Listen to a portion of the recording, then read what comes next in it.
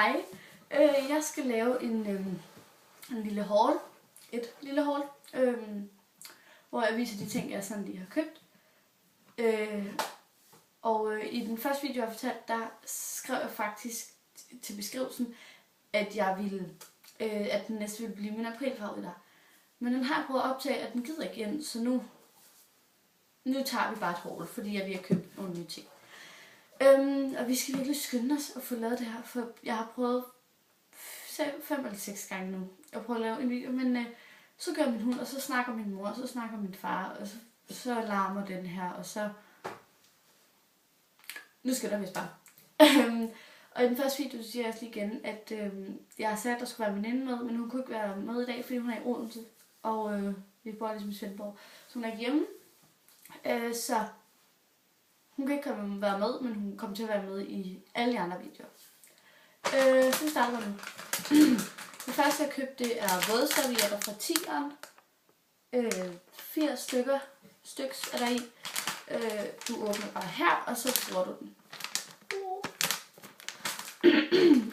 Det er til, når jeg sådan lige har taget makeup af, eller jeg kan også bruge det til makeup, men jeg vil råde til at bruge makeup fjerner først, fordi at det virker ikke sådan helt vildt godt.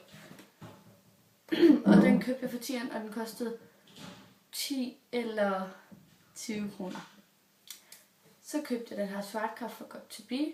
Det er en hårspray, og den lugter ikke så godt, men den er rigtig, rigtig, rigtig god.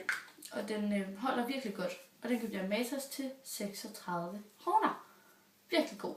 Virkelig, virkelig god. Så købte jeg den her puderbørste orange en fra Cosmetics. Og det er farven 01, står der der. Og den er meget god. Den er sådan virkelig blød. Ja. Og så købte jeg den her pensel fra Matas. Og jeg købte den i Matas, og den er fra Cosmetics også. Det står der. Og det er farven 208, står der. Og det er i den ene ende, er der sådan en her, hvor den sådan buer lidt her-agtig. Og i den anden ende, der buer den også, men den er ikke så stor, den er ikke så bred, som den er her. Sådan ser den ud. Og den kan jeg med til 80 kroner. Og så bruger jeg den, I kan se, at den sådan er brugt, og det er fordi, jeg bruger den til den her. Min øjenskygge. Jeg er ikke så meget til sådan nogle øjenskygge, der ikke rigtig sidder på, og sådan nogle, sådan nogle almindelige øjenskygge, så jeg købte den her, der sådan er lidt cremet i det. Kan I godt se. Sådan ser den ud. Okay, der kommer ikke så meget på, vel. Men den er lidt cremet i det, og derfor sidder den også rigtig, rigtig godt fast faktisk. Og den er virkelig god. Og den kostede 90 kroner i Matas, og det er color tattoo, og den kan holde i 24 timer, det står der også der. Virkelig god. Så var jeg i Odense by i går i Matas, så hvis man købte 2 Max Factor ting, så fik man en gave i går, og jeg vidste ikke, hvad det var, så jeg var sikker på, at det var bare noget her godt. Det var det ikke.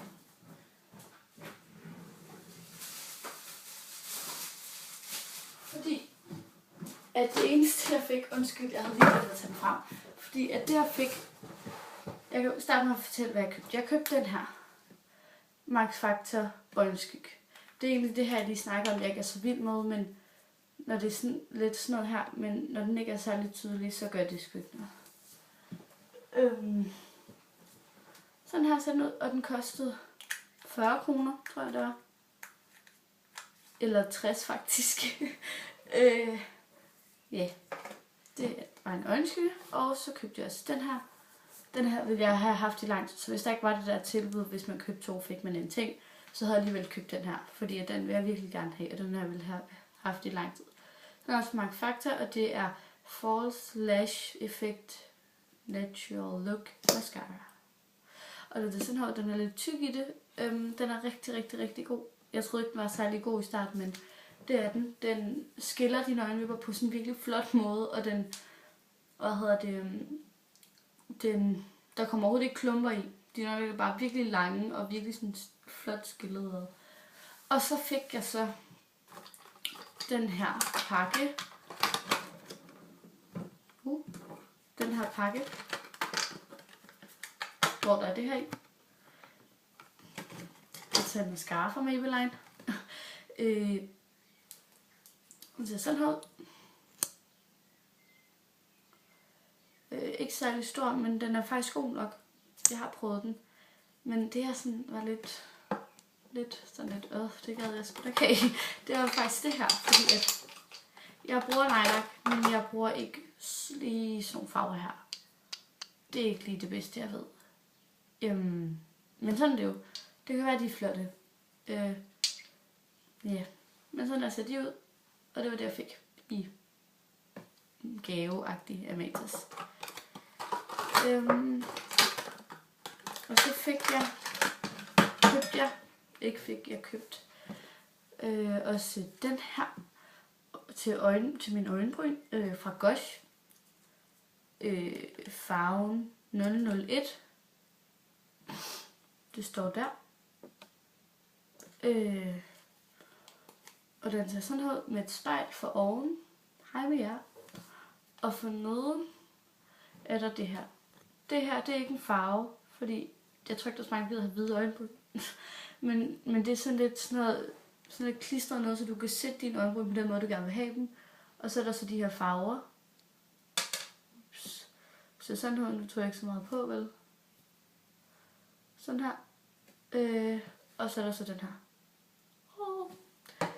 Og jeg bruger mest den her. Den bruger jeg, når jeg skal sådan farve. Og den her bruger jeg lidt mere, når jeg sådan skal sådan tvært ud. Så sådan dele lidt i mit øje. Og den kostede 90 kroner Matas. Og hvis jeg ikke lige sagde, hvad den her koster, så koster den 140. Så den er dyr. Og jeg kan egentlig købe dem hver måned, fordi jeg synes, at de er så gode. Jeg ved ikke, hvad der sker, men hun har fat med penge. Men ja, 140. Så købte jeg også den her bronzer fra Rimmel London. Farven 022 Sun Bronze. Og hvis I ikke ved det, så står farven altid bagpå lige der. Bronzer, det er sådan til at gøre dig tynd i ansigtet. Sådan her til og her. Der er også nogen, der bruger det her og her. Jeg bruger det for det meste her og lidt her. Ja, den kostede 60 kroner i Matas. Og så købte jeg også til sidst den her Stay Matte puder fra Rimmel London også. Ser sådan her ud. Og ja, okay, det kunne jeg ikke lige se vel. Og så farven 009 Amber står der. Og den koster 50 kroner. Så det var faktisk mit lille haul. Jeg håber, I kunne lide det, og jeg er glad for, at det endelig lykkedes at få lavet den her video, for at nu er der slet ikke nogen hjemme, så I kan se, det er meget bedre, når I følger ikke hjemme. Men jeg håber, I kunne lide videoen, og subscribe og abonnere, alt det der, I skal. Og I må rigtig gerne skrive i kommentarfeltet, hvad for nogle videoer, I måske vil have, jeg skal lave. Mig og min veninde. Fordi vi ved det ikke helt, og vi vil jo gerne sådan med til at gøre jagt. Så ja, hej hej.